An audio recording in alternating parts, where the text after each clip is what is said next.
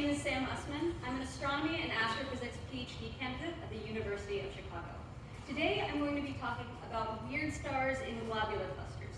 I know it's a bit of a bait and switch. I said it would be classifying the progenitor of the 300S stellar stream, but I'm not going to apologize because I promise we will get to this. But we're looking at it through the implications in other fields of astronomy.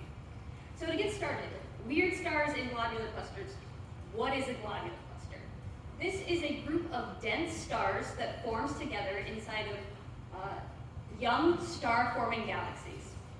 This is an example of one such globular cluster. Over 100 are found in the Milky Way. This is NGC 6752. These clusters tend to self-gravitate, which allows them to stay alive longer because they can hold themselves together.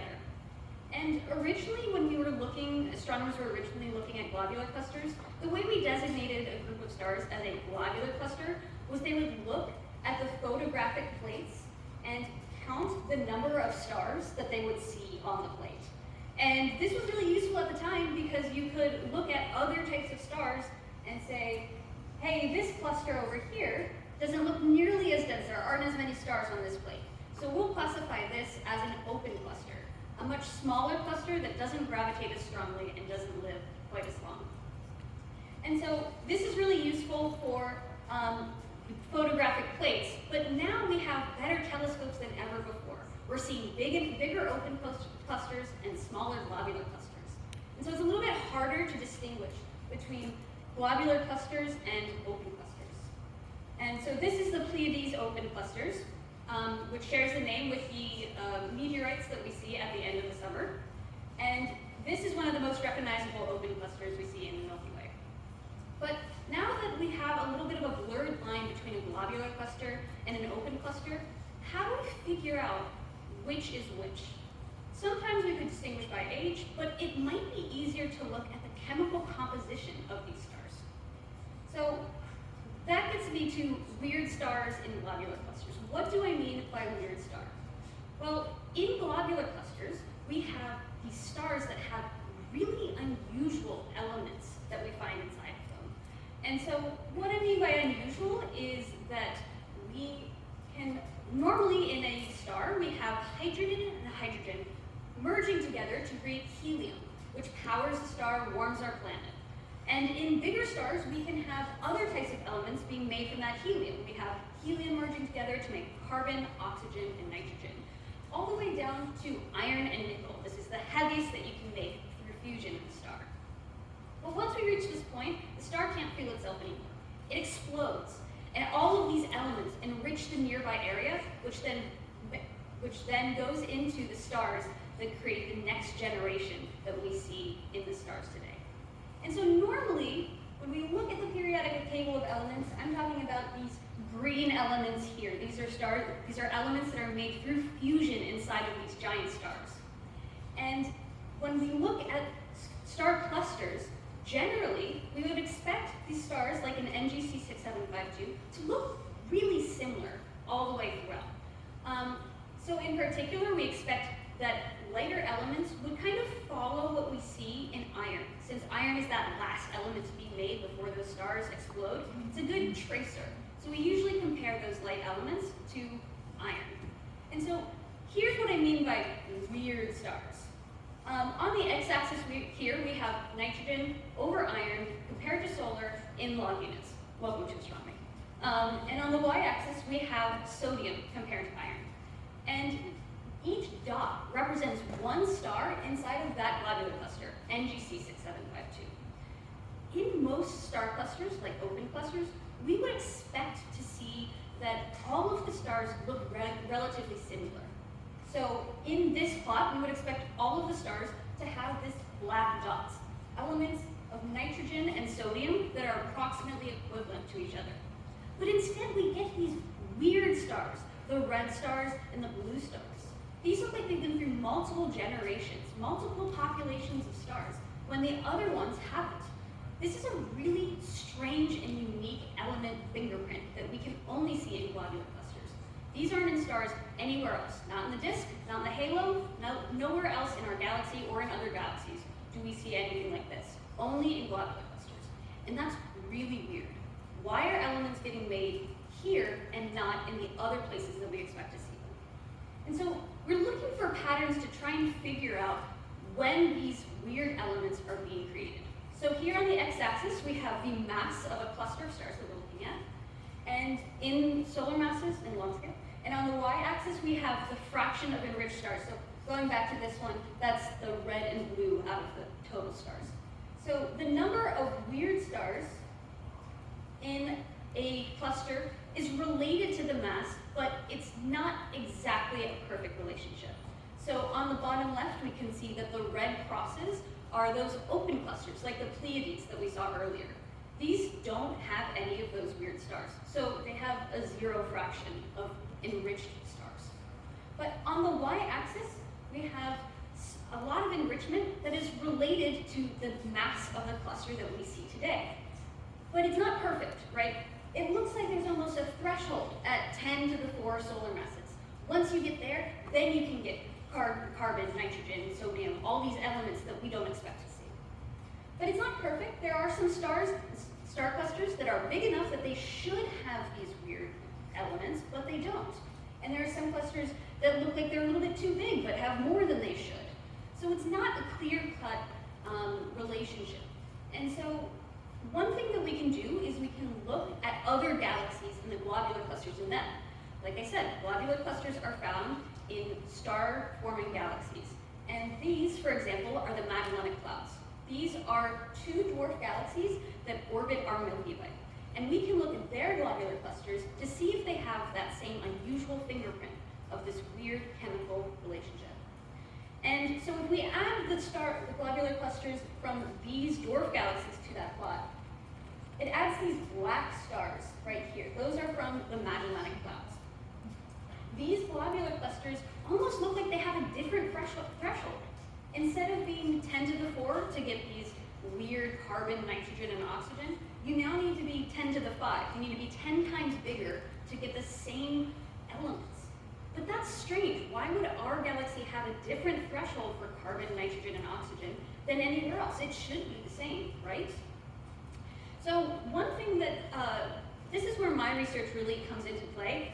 It's that I was looking at a stellar stream that came from a globular cluster that is now in our Milky Way.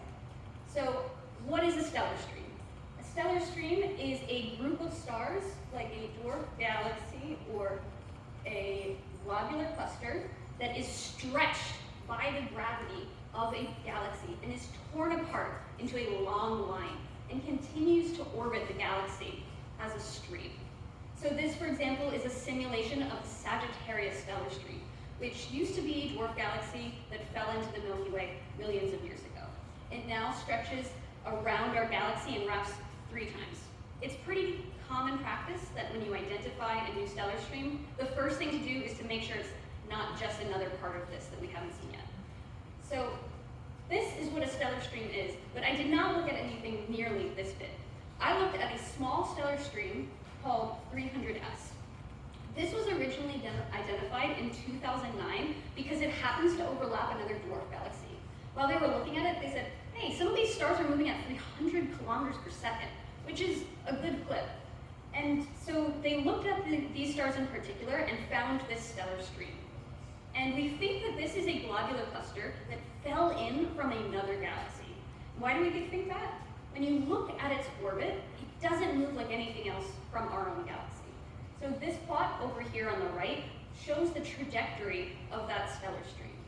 The black dot is in the center of our galaxy, and the yellow star is where we are. The black star over on the top right is where 300S currently is, but the green line traces out the trajectory it's on. You can see that it goes from all the way to 4 kiloparsecs towards the center, all the way out to 60 kiloparsecs away.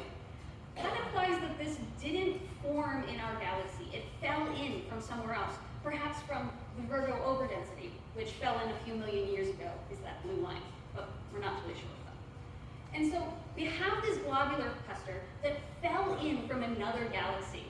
Maybe this can give us a little bit more information about these weird stars that we're seeing in globular clusters.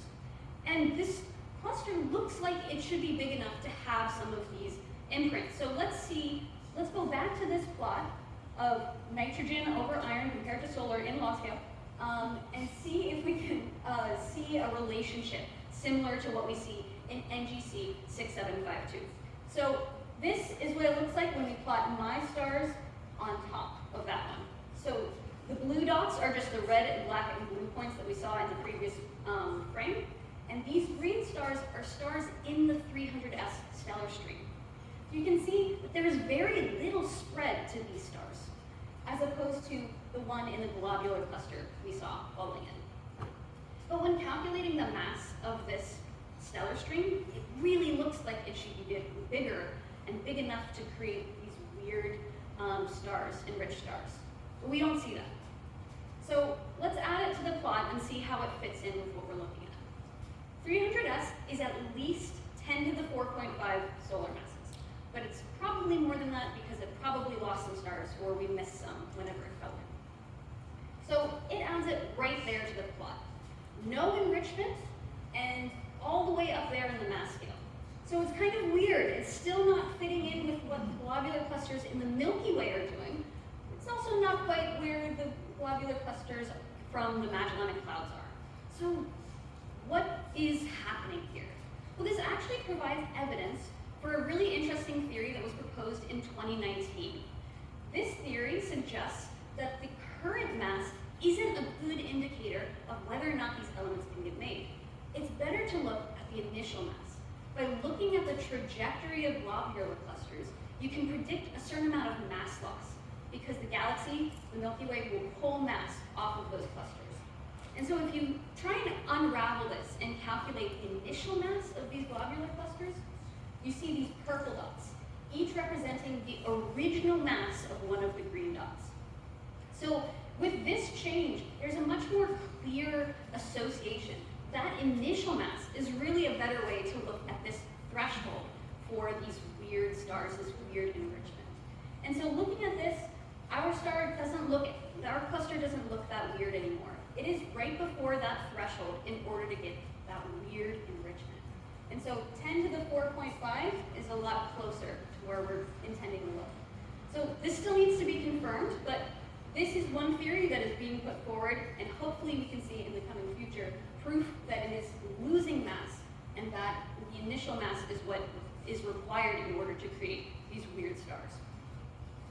In the future, what I'm hoping to do with this is to look at other galaxies, like this is the Andromeda Galaxy, which has more than 200 globular clusters, and look at this discrepancy between the number of enriched stars and the size of those globular clusters to predict how much mass was lost to that galaxy over time, and thus how much mass is in that galaxy itself.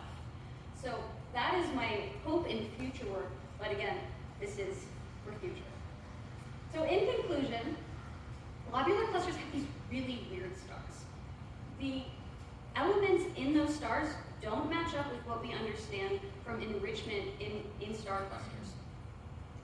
There is a little bit of correlation with the mass of the cluster, but it's not perfect. There are exceptions, including 300S stellar stream and some other globular clusters in the Milky Way that don't quite fit this trend.